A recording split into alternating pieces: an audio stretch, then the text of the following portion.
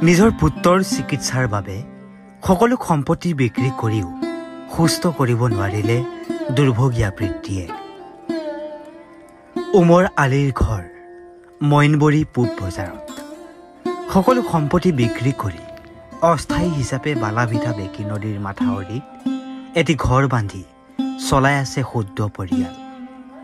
দুৰ্ভগীয়া উমৰ আলীৰ ফুলকমলীয়া কণমানি 11 বছৰীয়া পুত্ৰ ছামিউল হক 2 বছৰ 6 মাহ ধৰি লিভাৰ কিডনী ৰোগত আক্ৰান্ত হৈ মৃত্যুৰ সৈতে যুঁজি আছে। গুৱাহাটী, নলবাৰী, বৰপেটা, বঙাইগাঁও আৰু কোচবিহাৰ ছামিউল হকক চিকিৎসা কৰাৰ পাছতো সুস্থ কৰিব পৰা নাই চিকিৎসকে। টকাৰ অভাৱত হায়দৰাবাদত চিকিৎসালয়লৈ লৈ যাব পৰা নাই পৰিয়ালৰ লোকে। তেনে সময়ছোৱাতে আজি উমৰ আলীৰ ঘৰত ৰাইজৰ দলৰ কেন্দ্ৰীয় সম্পাদক মনিৰুজ্জামান, সাংবাদিক ৰমেশ তালুকদাৰ আৰু ৰফিকুল ইছলামে ছামিউল হকৰ স্বাস্থ্যৰ বুজ লয়। ছামিউলৰ মাকে কান্দি কান্দি ৰাইজৰ ওচৰত চিকিৎসাৰ কাৰণে আৰ্থিক সাহায্য বিচাৰিছে।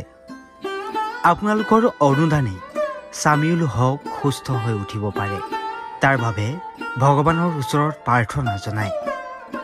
ছামিউলৰ উন্নত চিকিৎসাৰ বাবে কোনো হৃদয়বান ব্যক্তিয়ে 8822-720-681 ফোনপে নম্বৰত কিছু আৰ্থিক সাহায্য দিবলৈ পৰিয়ালৰ লগতে ৰাইজৰ দলৰ কেন্দ্ৰীয় সম্পাদকে অনুৰোধ জনায়।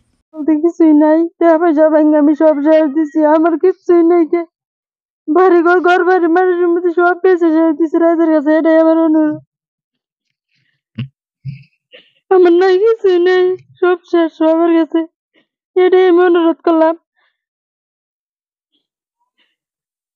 বাড়ি ঘর ঘর দেওয়ার কিচ্ছু নাই, মানুষের ভিতরে থাকি গাড়ি মারির মধ্যে রয়েছি মাথা উড়ি বাড়াইয়া বেগের বার বালা বিঠাস।